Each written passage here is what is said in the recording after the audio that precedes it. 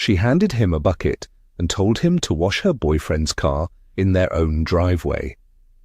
Not privately, not quietly.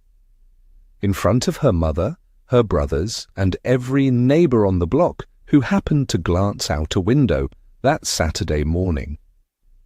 She stood on the porch and watched, and the man she had spent 12 years treating like a burden did exactly what she asked. No argument, no visible anger, no reaction at all. Just a quiet man, a bucket of soapy water, and a silver Porsche Cayenne that did not belong to him. What his wife did not know, but it in what none of them standing on that porch could have imagined, was that the man washing that car controlled $95 billion in land, and that the owner of that Porsche had been begging for 8 months, for that same quiet man's permission to build the project that was supposed to make him rich. She humiliated the one man whose signature her boyfriend needed to survive. What happens when the person you treated like the help turns out to own the ground everyone else is standing on? If this is your first time here, hit that like button right now and subscribe. We drop stories like this every single week. And we want to know, where are you watching from today? Drop your city in the comments, or we read every single one. Now let me take you all the way back to that Saturday morning in June, to a driveway in Cascade Heights, Atlanta, where a man named Everett Coles picked up a chamois cloth and decided, without saying a single word, that today was the last day of a very long patience. But the morning Everett Coles was asked to wash another man's car, the temperature in Cascade Heights was already climbing past 83 degrees before 9 o'clock, and the air sat heavy and still like it had nowhere to be. He had been in the backyard since 7:30, running a footwork drill he used with his junior varsity boys. Cone to cone, plant, pivot, repeat, moving his body the way he always did on Saturday mornings when the house felt like something to escape rather than a place to rest. The grass was damp under his sneakers. Gospel radio drifted from the kitchen window of the house next door. Everett Coles was a man who had learned to find his peace in the margins of his own life, and Saturday mornings were his. He heard the Porsche before he saw it. The engine had that particular idle, low and assured, the mechanical sound of money that has never had to explain itself. Everett walked around the side of the house just as the silver Cayenne rolled to a stop in the driveway, and he registered 3 things in the space of a single breath. Vanessa was already on the porch, dressed and pressed like she had somewhere important to be. Patricia was beside her, holding a glass of sweet tea, wearing the expression she reserved for moments she intended to remember. And Damon and Theo were arranged along the porch, railing the way men arrange themselves when they are there to watch something and want to be certain they have a good angle. Sterling Price stepped out of the Porsche and stood beside it, the way men like Sterling always stood beside things they owned, unhurried, letting the object complete the sentence his presence had started. He was broad-shouldered and tailored, even on a Saturday, linen shirt open at the collar, a watch on his wrist that caught the June light, and threw it back. He looked at Everett the way you look at something that is in your way but not worth addressing directly. Vanessa smiled down from the porch, not at Everett, at Sterling. "Baby," she said, and the word landed the way she intended it to, soft and final as a door closing. Show Sterling some hospitality. The man drove all the way from Stone Mountain. Sterling extended the keys without ceremony, arm out, eyes already drifting toward the porch. Not an ask, not even a request. Just an expectation hanging in the hot morning air, waiting to see whether Everett Coles would do what everyone standing there already believed he would do. Everett took the keys. He walked to the side of the house, filled the bucket from the outdoor spigot, and came back with a chamois cloth over his shoulder. He worked from the hood backward, the way his father had taught him a car deserved to be washed, methodically, without shortcuts, giving each panel its full attention. Theo said something low to Damon on the porch. Damon made a sound in his throat that was not quite a laugh, but was in the same family. Patricia took a long, slow sip of her sweet tea. Everett kept his eyes on the car. It was when he worked the cloth along the passenger window that he saw the folder on the seat. Cream-coloured government weight paper, a blue stamp across the top corner. He was not trying to read it.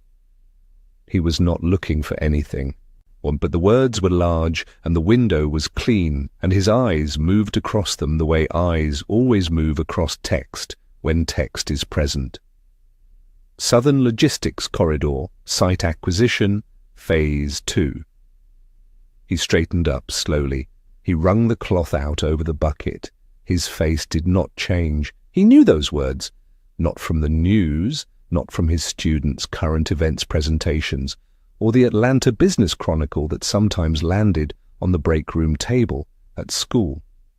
He knew those words from a letter that had been sitting unopened on the corner of his home office desk for 6 weeks, tucked under a coupon mailer and a basketball tournament bracket, its return address printed in clean serif font. Webb and Carmichael, attorneys at law, Atlanta, Georgia. He had set that letter aside, meaning to deal with it later, and he had been meaning to deal with it for a month and a half. Everett finished the rear quarter panel. He took the bucket to the side of the house, emptied it into the grass, and hung the chamois cloth over the spigot handle to dry. Patricia's voice carried across the driveway, aimed at Theo, pitched just loud enough to be heard by anyone not meant to respond to it. "At least he's useful for something," she said. Theo gave a low sound of agreement. The porch held its shape around them. Satisfied, Sterling came down the steps, took his keys from the spot where Everett had set them on the hood, and gave the car a single approving glance before folding himself back inside. The engine turned over. The Cayenne reversed out of the driveway and was gone. Vanessa went inside without looking back. Everett stood in the empty driveway for a long moment, the June heat pressing down on his shoulders, the neighborhood quiet again around him. He was not thinking about Vanessa.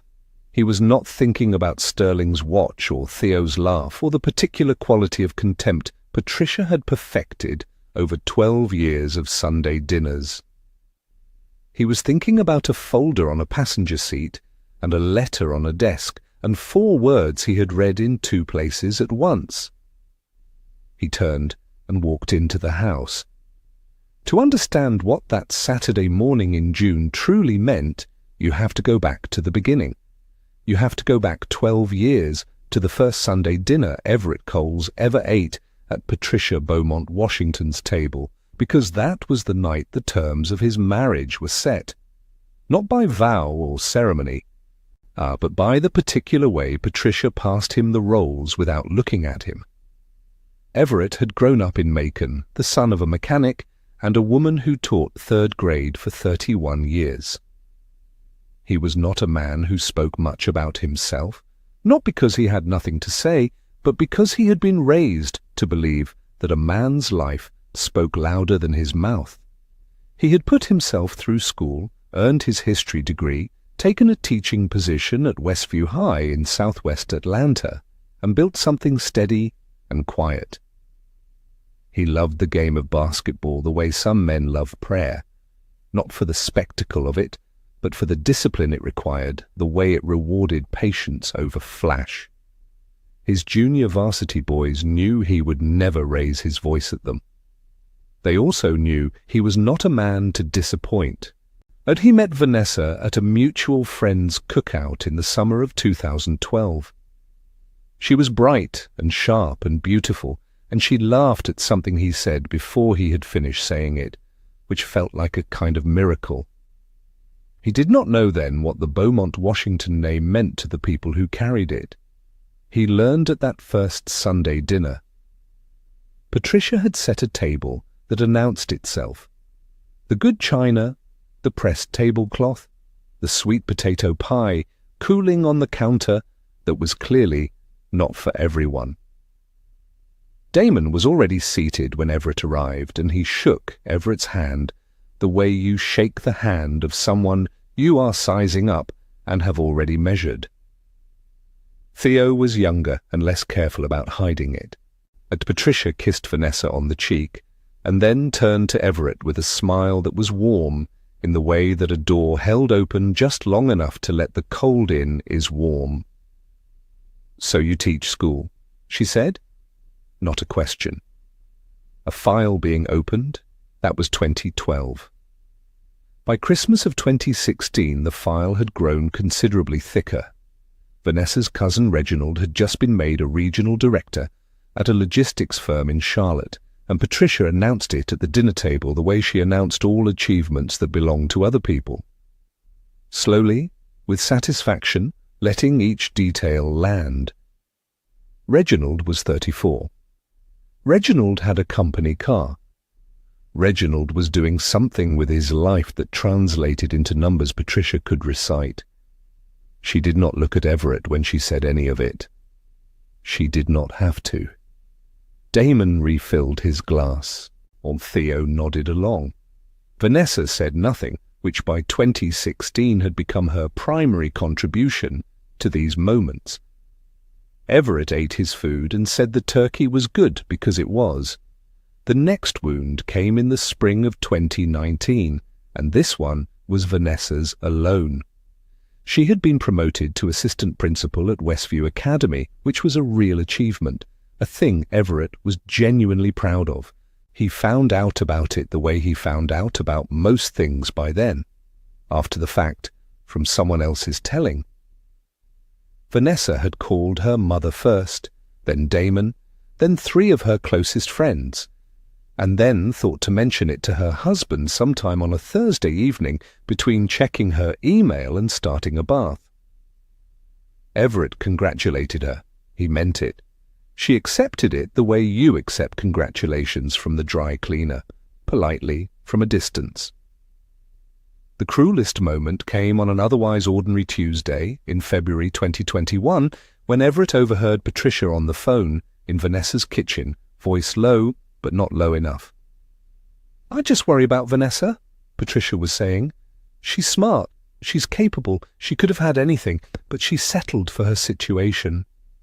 She was quiet for a moment. Oh, then, "You know what I mean by her situation." He was standing 6 feet away, holding 2 mugs of coffee he had made for both of them. He set Vanessa's mug on the counter and took his back to the living room. By 2022, Vanessa had moved her things into the guest room, which she called a temporary arrangement, in the same tone she used for everything she had already decided was permanent. Their social calendars had long since separated. She went to events with her family. He went to his boys' playoff games. They shared a house the way 2 tenants share a waiting room, cordially, without conversation, each aware the other is there. Sterling Price entered Vanessa's life at a Westview Academy fundraiser in the fall of 2023. Everett was not there. He had a Tuesday practice. By the time he noticed Vanessa coming home later, dressing differently, is holding her phone at a new angle when she typed, the thing was already in motion. She stopped wearing her wedding ring sometime in March of 2024. Not dramatically, not as a statement. She simply stopped putting it on, the way you stop winding a clock you no longer need to keep. Everett noticed the morning it happened. He noticed every morning after. He said nothing, because what looked like resignation from the outside was something else entirely from where Everett Coles was standing. It was patience. It was the specific, practiced quiet of a man who had been carrying something heavy and private for a very long time, and had simply not yet decided to set it down. Elijah Coles was not a man who talked about what he had. He was a man who talked about what he had done, and even then, only when asked directly. And even then, only in the fewest words the situation would allow. Everett had understood this about his grandfather from childhood. The way Elijah moved through the world with a particular stillness, the way he sat at the head of his kitchen table in Macon like a man who had already accounted for every room in the house and found everything in its proper place. He wore clean work clothes even when he wasn't working. He kept his land records in a fireproof box under the floorboards of his back bedroom, and he checked them every first Sunday of the month the way other men checked the weather. Elijah Coles did not trust spectacle. He trusted paperwork. The land had started with a single parcel in 1938, 40 acres of red Georgia clay that nobody else wanted at a price nobody else was offering. Elijah had been 19 years old and had saved every dollar he earned from 3 years of timber work in the hills outside Macon. He bought that first parcel with cash, paid in full, and walked the boundary lines himself on a Tuesday morning before anyone else was awake. Over the next 3 decades he added to it the way a patient man adds to anything, steadily, without announcement, one acquisition following another whenever the opportunity arrived and the price was right. He bought parcels that flooded seasonally and parcels that other families had let go in hard years. He bought timber rights when they came available and held them like instruments that would eventually play. In 1967, one of those timber rights negotiations returned a settlement of $480,000, a staggering sum for that era, but for any era for a black man in Georgia holding a deed that the county recorder had processed with barely concealed reluctance. Elijah deposited the money quietly, bought 3 more parcels, and told no one outside the family. By 1971, when he stopped acquiring and started simply holding, Elijah Coles owned 1,400 acres of Georgia land spread across 3 counties. He formed the Coles Family Land Trust in 1974 with the help of an attorney in Atlanta, structured it as a blind trust with a designated sole trustee, and named that trustee in a sealed instruction delivered to his estate attorney in Macon with one condition: the instruction was not to be opened until his death. Elijah died in the spring of 2002. He was 83 years old and he died in his own bed, which was exactly what he had arranged. Or Everett was 22 when he sat across from the estate attorney in that Macon office, in a chair that felt too large for what he was being told.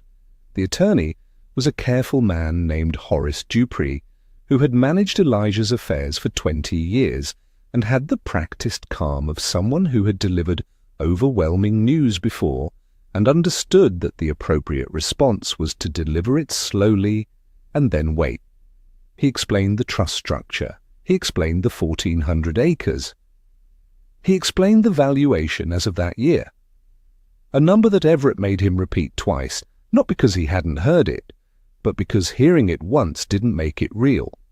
He explained that Everett was now the sole trustee and sole beneficiary of the Coles Family Land Trust, and that this was not a request or an invitation, but a legal designation made 28 years prior by a man who had chosen him specifically and deliberately. Then Horace Dupree slid a single handwritten page across the desk. Elijah had written it himself. The handwriting was careful and deliberate, every letter formed with the attention of a man who knew the words mattered. It said, "Hold it, don't perform it, let it work quietly. A man who needs the world to know what he has doesn't really have it. He's just borrowing it until someone takes it back." Everett had read those words in that chair in 2002 and understood them completely, because they sounded exactly like his grandfather's voice, and his grandfather's voice had always sounded like the truth. He had kept the trust secret from that day forward. Not from shame, and not from strategy, from philosophy. He taught his classes and coached his boys and lived his life, and the land sat in Georgia doing what land does when no one is performing ownership of it. Appreciating, quietly, enormously, in the direction of a city that kept expanding outward toward it like a slow and inevitable tide. He came back to the present on a Sunday evening in June, sitting at his home office desk with the overhead light on and the house quiet around him. The letter from Webb and Carmichael had been there for 6 weeks, half buried under a tournament bracket and a grocery store mailer. He pulled it free and opened it with his thumb. Langston Webb's letterhead. Clean, formal, brief.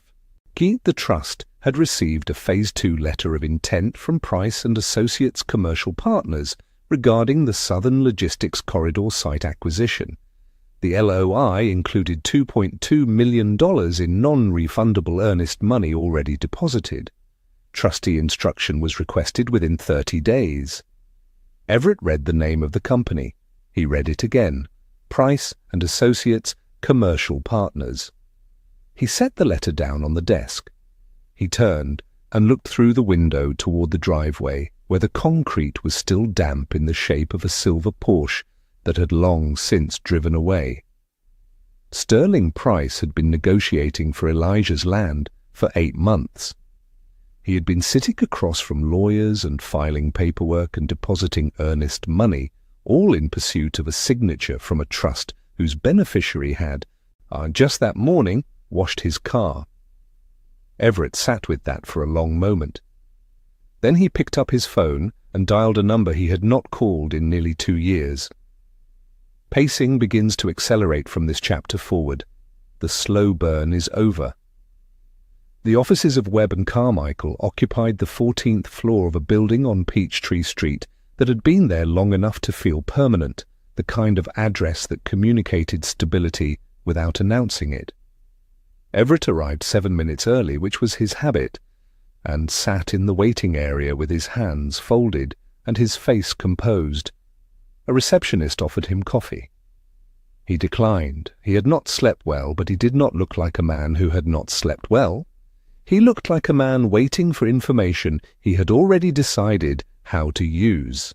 Langston Webb came out to meet him personally, which told Everett something about how seriously the firm regarded the trust's affairs. Webb was 58 years old and carried himself with the particular authority of a man who had spent 3 decades in rooms where enormous things were decided quietly. His handshake was firm and brief. He led Everett into a conference room with a long mahogany table, 2 bottles of water, and a folder thick enough to require both hands. Webb sat down, opened the folder, and got directly to it. The Coles Family Land Trust, as of the most recent independent appraisal commissioned 18 months prior, held assets valued at $95.4 billion.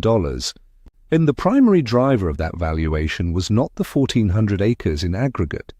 It was 340 specific acres sitting in the direct path of the Hartsfield-Jackson Southern Logistics Corridor, a $12 billion federal infrastructure project whose site acquisition phase had been moving through Department of Transportation channels for the past 2 years. Webb had the appraisal report, the DOT corridor maps, and the site acquisition timeline laid out in sequence on the table in front of Everett, each document numbered, each figure highlighted in the margin. Everett looked at the number. He had known the trust's approximate value for years, in the way a man knows the balance of an account he has chosen not to touch, but $95.4 billion was a different thing to read in a formal document than to hold abstractly in the mind. He kept his face still. Webb continued. Price and Associates Commercial Partners had submitted a binding letter of intent 8 months prior through the trust's blind structure, meaning Sterling's attorneys had been negotiating with Webb's office without any knowledge of who sat on the other side of the table. The LOI included $2.2 million in non-refundable earnest money already deposited and held in escrow. The 30-day window for trustee response, meaning Everett's response, had been extended twice at the petitioner's request. It currently expired in 19 days. Webb slid a second document across the table. It was a summary of Price & Associates' publicly filed financial commitments tied to the corridor project.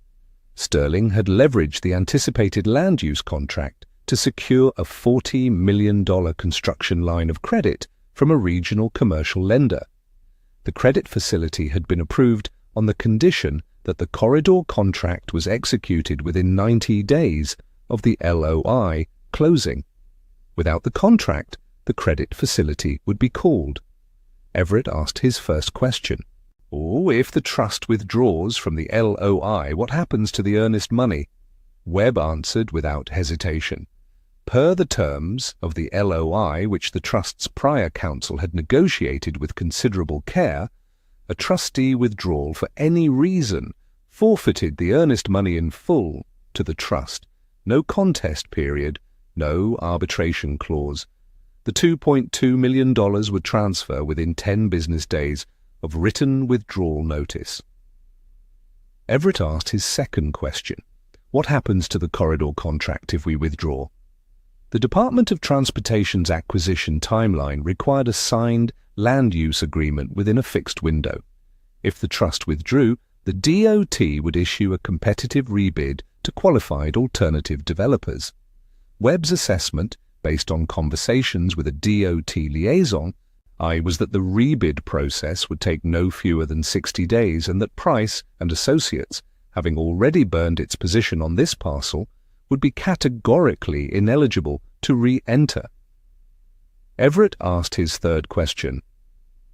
Is there any legal mechanism by which Price & Associates could compel the trust to proceed? Webb looked at him steadily. No, the trust's withdrawal right was unconditional. Sterling's attorneys had attempted to insert a performance clause during early negotiations. Webb's predecessor counsel had removed it. The LOI, as executed, was entirely one-sided in the trust's favor. The room held the particular silence of a place where the outcome of something large has just become clear. Webb folded his hands on the table. Everett, he said, how would you like to proceed?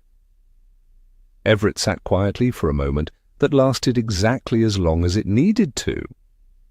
Then he asked Webb for a complete summary of everything Price & Associates had publicly committed to. Press releases, financing announcements, any statements made to the media or to creditors in connection with the corridor project. Webb said he could have it prepared by end of day. Everett nodded. He stood, straightened his jacket, and picked up the folder Webb had assembled. It was heavy in his hands. Not the weight of paper, the weight of what the paper contained. He thanked Langston Webb, thanked the receptionist by name on his way out, and walked to the elevator with the same unhurried stride he had carried into the building. He did not open the folder in the elevator. He did not open it in the lobby, and he carried it through the Peachtree Street morning, past the coffee carts and the suited commuters and the city moving around him at its usual speed, and he placed it carefully on the passenger seat of his Honda Pilot and drove home. He didn't open it until he was sitting at his desk in the quiet of his home office with a glass of water and the afternoon light coming through the window. And when he did, the plan came together so quickly it almost surprised him. Almost. Everett went back to Webb 3 days later. Not with questions this time. With a decision. He sat down across from Langston Webb in the same conference room, in the same chair, and he laid out what he wanted in 4 sentences. He wanted the trust to formally withdraw from the letter of intent with Price & Associates commercial partners, but he wanted the withdrawal notice to contain no explanation, no stated reason, and no invitation to negotiate. He wanted the $2.2 million in forfeited earnest money processed according to the LOI terms. and he wanted none of this to bear his name in any communication directed to Sterling Price's office. Webb listened without interrupting. When Everett finished, Webb nodded once and said he would have the withdrawal notice drafted by end of week. It took 2 days, not 5. Webb's office was efficient when the instructions were clear, and Everett's instructions had been exceptionally clear. The document arrived by secure courier to Everett's home on a Wednesday evening. 4 pages of legal language that said, in essence, one precise and devastating thing. The trust was out. Everett read it twice, found nothing to change. Tian signed his name at the bottom with the same steady hand he used to write his students' names in his gradebook. He returned the signed notice to Webb's office the following morning. Then he drove to school and taught 2 sections of American history. It was Webb, during a brief follow-up call that same week, who raised the matter of the divorce. He raised it carefully, the way a careful man raises something that is outside his area of practice, but directly adjacent to it. He noted that the trust, as a marital asset subject to disclosure in any divorce proceeding, would require formal valuation if Everett chose to file. He recommended Everett speak with a family law attorney before the withdrawal notice landed on Sterling's desk, simply to ensure the sequencing was sound. Everett had already thought about this, and he had been thinking about it since the night he opened the letter and read Sterling's company name for the 2nd time. He called Renata Okafor the next morning. Okafor Family Law had an office in Buckhead, and Renata had a reputation that preceded her, not for aggression, but for settlements that were so precisely constructed they were essentially impossible to contest. She met with Everett for 90 minutes. She asked the necessary questions. She reviewed the trust summary Webb had prepared. She set her pen down and told Everett that the Coles Family Land Trust, as a pre-marital inherited asset held in a blind structure, had strong arguments for separate property classification, but that its disclosure in the divorce filing would still require a formal appraisal, and that Vanessa's counsel would see the number. Or Everett told her to proceed. He filed for divorce on a Friday, quietly, through Okafor's office, with no announcement, no confrontation, no conversation with Vanessa. The papers were prepared, filed with the court, and placed in the hands of a process server. Vanessa was not yet served. That would come in its own time, in its own sequence, and the sequence mattered. The withdrawal notice left Webb's office the following Thursday. It travelled by certified mail and courier to the registered legal address of Price and Associates Commercial Partners in downtown Atlanta, addressed to Sterling's attorney of record. It arrived at approximately 10:15 in the morning. Everett was standing at his whiteboard at 10:15 on that Thursday morning, drawing a timeline of the Reconstruction era for his 3rd period class. The room smelled like pencil shavings and cafeteria cornbread drifting up from 2 floors below. His students had their notebooks open. One of them in the back row was trying to sleep with his eyes partially open, which Everett had noticed and chosen to address after the lesson. He wrote the dates in sequence. He explained the significance of each one. He answered a question from a girl in the front row who always asked the best questions and knew it. He did not think about Sterling Price. He did not need to. Across town, in an office with floor-to-ceiling windows and a view of the downtown skyline that Sterling had chosen specifically for what it communicated about him, a phone began to ring. Sterling's attorney had opened the certified envelope, read the 4 pages twice, and reached immediately for the phone. Sterling did not answer the first call. He was in a meeting. His assistant put the attorney through to his cell. Sterling stepped out of the meeting with the particular irritation of a man who expects the interruption to be minor. It was not minor. The attorney read him the relevant language from the withdrawal notice. Sterling asked him to read it again. The attorney did. Sterling stood in the hallway outside his conference room with the phone pressed to his ear, and the hallway felt, suddenly, like a much smaller space than it had 30 seconds prior. The $2.2 million was gone. The corridor contract was gone. The $40 million credit line was now in question. Sterling's attorney told him there was no grounds to contest. Sterling told his attorney to find grounds anyway. His attorney said he would look. Both of them understood, in the way professionals understand things they do not say aloud, that there was nothing to find. Everett's third period class ended at 11:20. He erased the whiteboard, collected the day's exit tickets, and walked to the faculty lounge to eat the lunch he had packed that morning. Turkey on wheat, an apple, a thermos of coffee his mother had given him for his last birthday. He sat down at the table by the window. He ate his lunch. By Friday morning, one domino had already fallen, and Sterling Price had no idea that it was only the first. The dominoes fell faster than anyone could have stopped them. Day 1. Sterling Price sat at his desk and read the withdrawal notice 3 times. His attorney had already called. The language was unambiguous, the contract terms were airtight, and the $2.2 million in earnest money was gone. Not delayed, not in dispute. Gone. Sterling told his attorney to find a challenge. His attorney told him there was no challenge to find.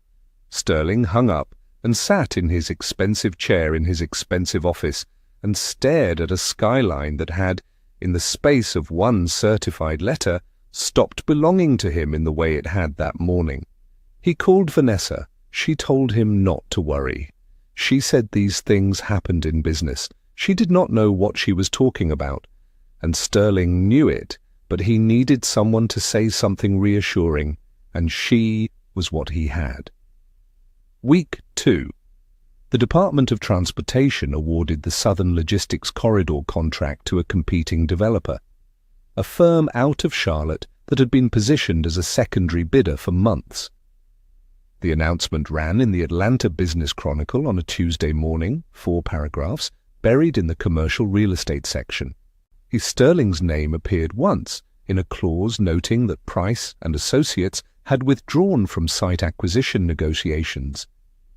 No explanation given, none required. The $40 million construction line of credit was called the same week.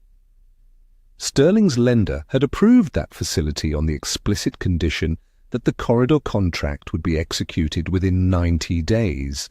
The condition had not been met. The facility was due in full. Sterling did not have $40 million liquid. Sterling had never had $40 million liquid. He had had a corridor contract and a Porsche Cayenne and a lakefront house in Stone Mountain, and the absolute unshakable confidence that the deal was going to close. Week 4, Price and Associates commercial partners entered receivership proceedings. A court-appointed receiver took control of the company's assets and accounts. Sterling's personal guarantee on the credit facility was triggered, meaning the lender could now come directly for him, not just the company. The Stone Mountain house, purchased 2 years prior with a jumbo mortgage that assumed the corridor windfall, was listed for sale under circumstances that real estate agents describe professionally as distressed, and everyone else describes accurately as desperate. Sterling called Vanessa and told her things were complicated. She asked how complicated. He told her it was temporary. She had heard that word before from a different man, and she had not liked how it tasted then either. Week 6. A process server knocked on the door of the Cascade Heights house on a Wednesday afternoon.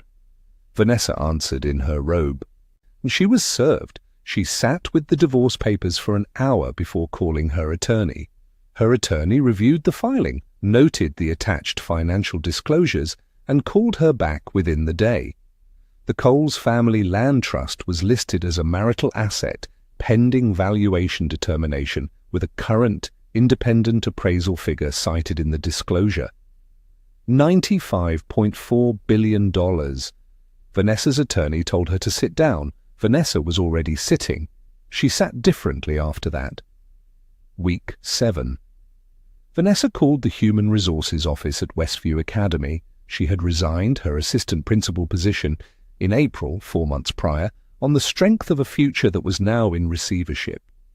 She asked about reinstatement. The HR coordinator was kind about it. The position had been posted, interviewed, and filled. There was nothing available at her level. She was welcome to apply for open positions as they became available. Vanessa thanked her and ended the call. She sat in the house on Cascade Heights, Everett's house as it happened, since the deed was in his name alone, and she did the arithmetic that she should have done a long time ago. Week 10.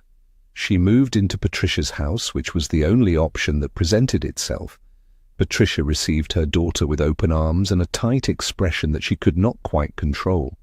The reverse mortgage servicer had sent a renegotiation notice to Patricia's address the same week, requesting a meeting about updated terms on the facility Patricia had taken out 4 years prior to fund a kitchen renovation and a new car.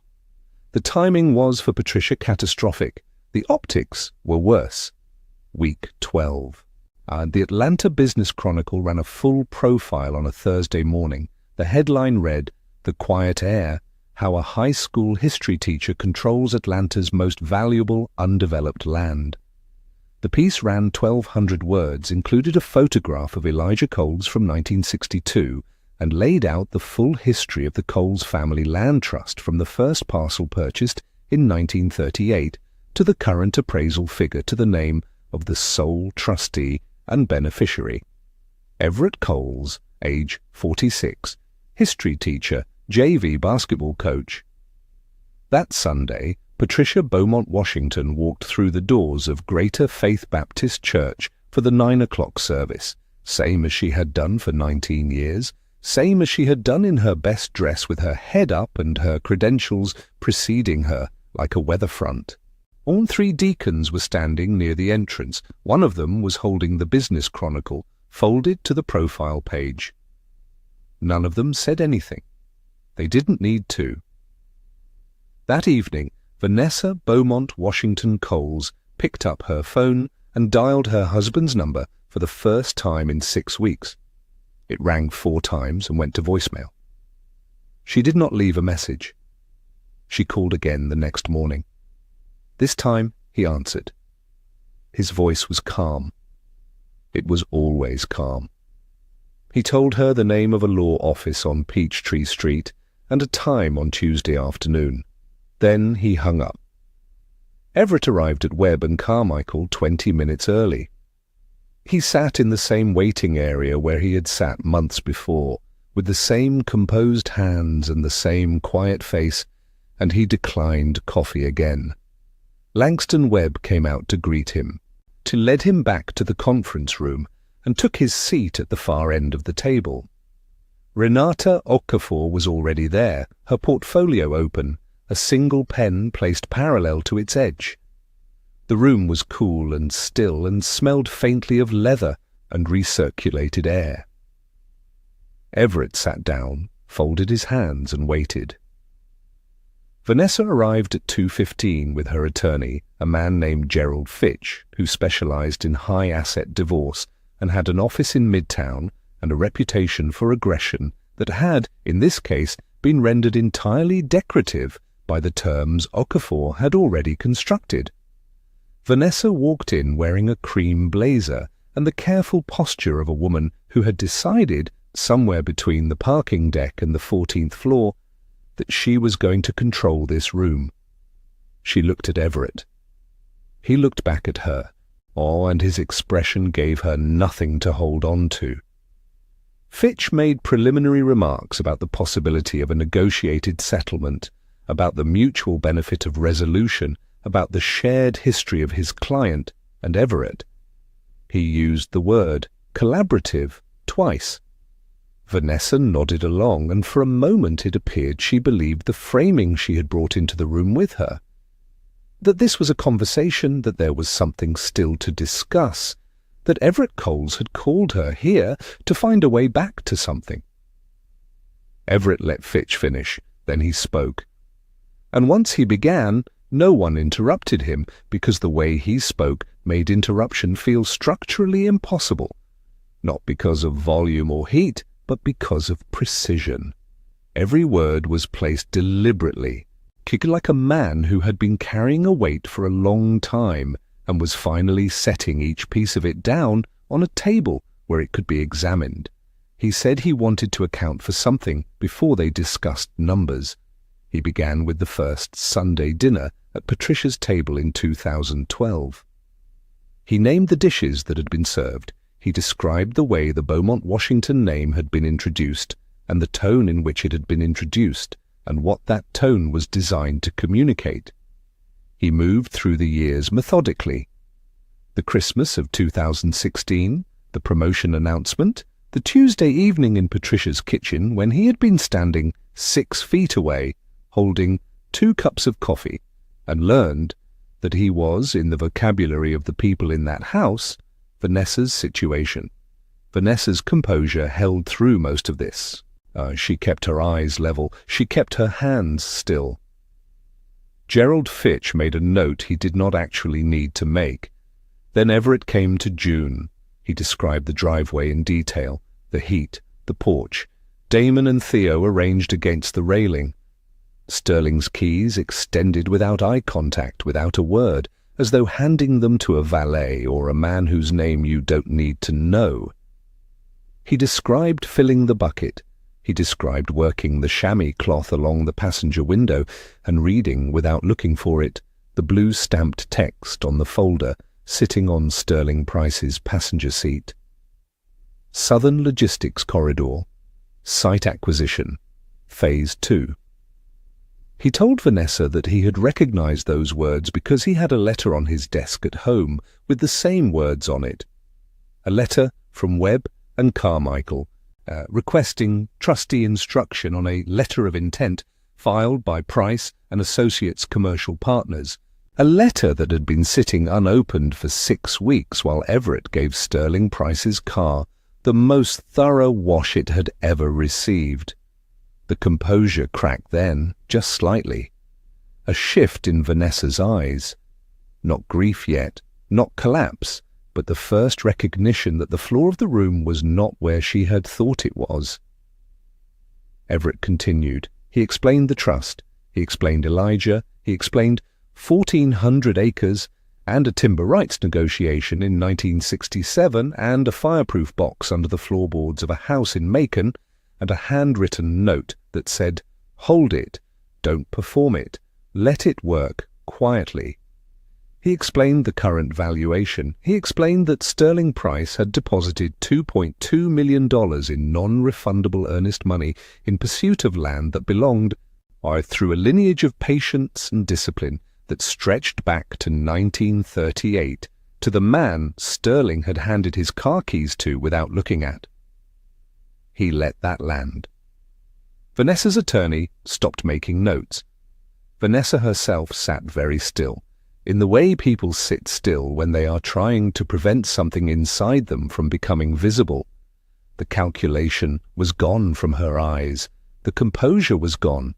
What was left was something rawer and quieter, the particular expression of a person realizing, all at once and too late, the full dimensions of what they did not know.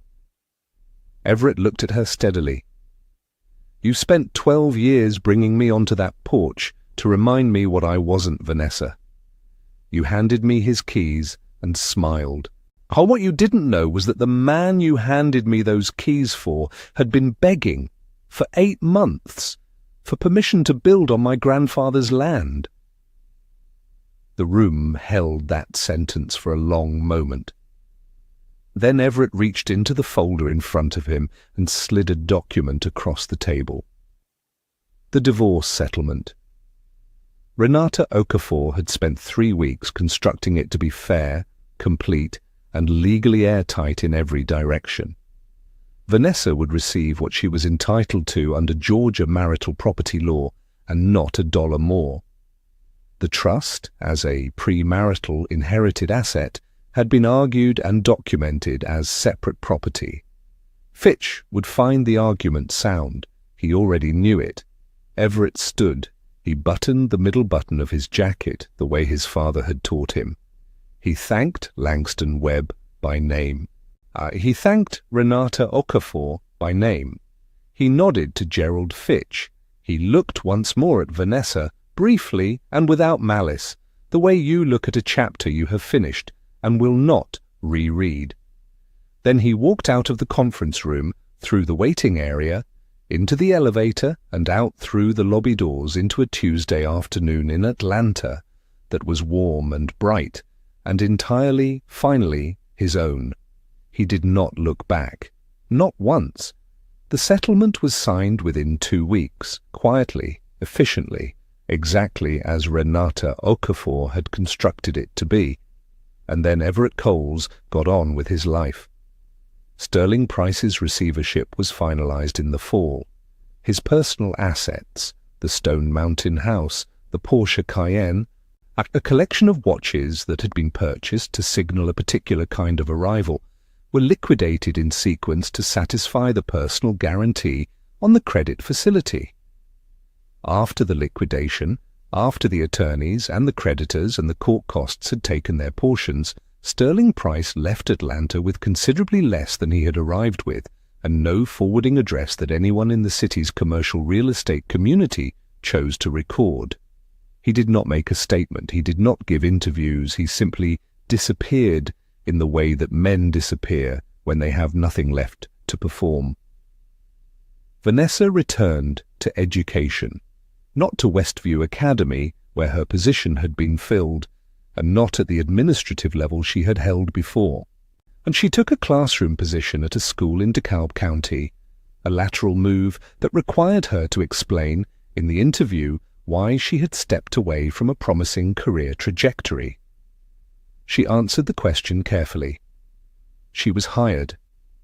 She drove to work each morning past neighborhoods she had once considered beneath her, and said nothing about it to anyone, because there was nothing to say.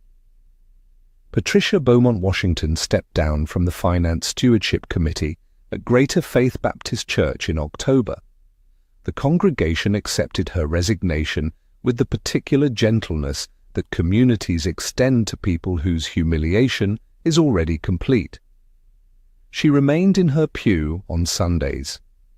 She continued to wear her best clothes, but the position at the front of the room, the place where she had stood for 19 years as a woman of consequence and authority, was occupied now by someone else, and Patricia sat in the body of the church like everyone else, which was for her a punishment more precise than anything a court could have ordered. Her reverse mortgage renegotiation cost her $1,200 a month more than she had been paying. She did not discuss this with her children. Everett went back to school on the first day of the fall semester and stood in front of his third period class and picked up exactly where he had left off the previous spring. He coached Tuesday practices. He graded papers on Sunday evenings with the radio on low. Gospel in the morning, jazz afternoon, which was what his mother had always done and which had always felt, to him, like the correct order of things. He was the same man he had been before any of it. That was the point. That had always been the point. He gave one interview in November to a journalist from a black-owned Atlanta outlet called the Peach Street Review. The journalist was 26 years old and asked good questions. Everett answered them without embellishment. He talked about Elijah. He talked about the land. He talked about what it meant to hold something quietly and let it work. The piece ran on a Thursday and was shared widely, and Everett read it once, found it accurate, and did not read it again. He established the Elijah Coles Community Land Foundation in December, with Webb and Carmichael handling the legal structure and Everett serving as founding board chair.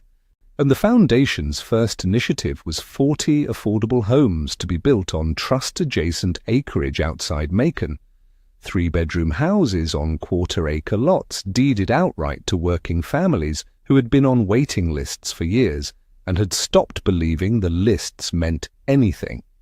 The groundbreaking was scheduled for a Saturday morning in late January, which was the same month Elijah had bought his first parcel of land, 86 years before. Everett arrived early. He was standing near the equipment staging area, reviewing a site map with the project coordinator, when a woman walked over and introduced herself. Her name was Simone Archer. She was coordinating a literacy partnership between the foundation and the Macon County Public Library System, a reading initiative that would operate out of the community center planned for the same development. She had a clipboard, a practical coat, and the manner of a person who asks real questions because she is actually interested in the answers. She asked Everett what his grandfather had been like. He thought about it for a moment. Then he said Elijah had been a man who understood that real power doesn't announce itself, that the land doesn't care who you think you are, only what you do with what you've been given. Simone listened to all of this without interrupting, which Everett noticed, and when he finished, she said, "That sounded like a man worth building something for."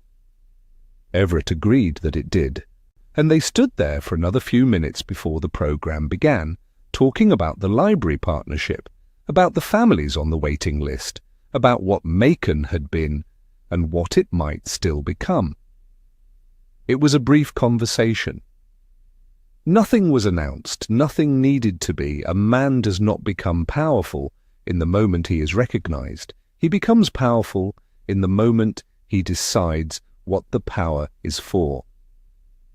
Elijah Coles understood that in 1938, standing at the boundary of 40 acres of red Georgia clay that nobody else wanted, Everett Coles understood it on a June Saturday in a driveway in Cascade Heights, holding a bucket and a chamois cloth and the full weight of everything that had been quietly waiting for him to act. Now the shovel was in his hands, the land was beneath his feet, and it had always been his. Now I want to hear from you. What would you have done in Everett's position? Would you have walked away quietly, or would you have made sure everyone on that porch knew exactly whose land they were standing near? Drop your answer in the comments. I read every single one. If this story moved you the way Elijah's story moved me, hit that like button one more time so others can find it. And if you are new here, subscribe. We have more stories just like this one waiting for you. I will see you in the next video.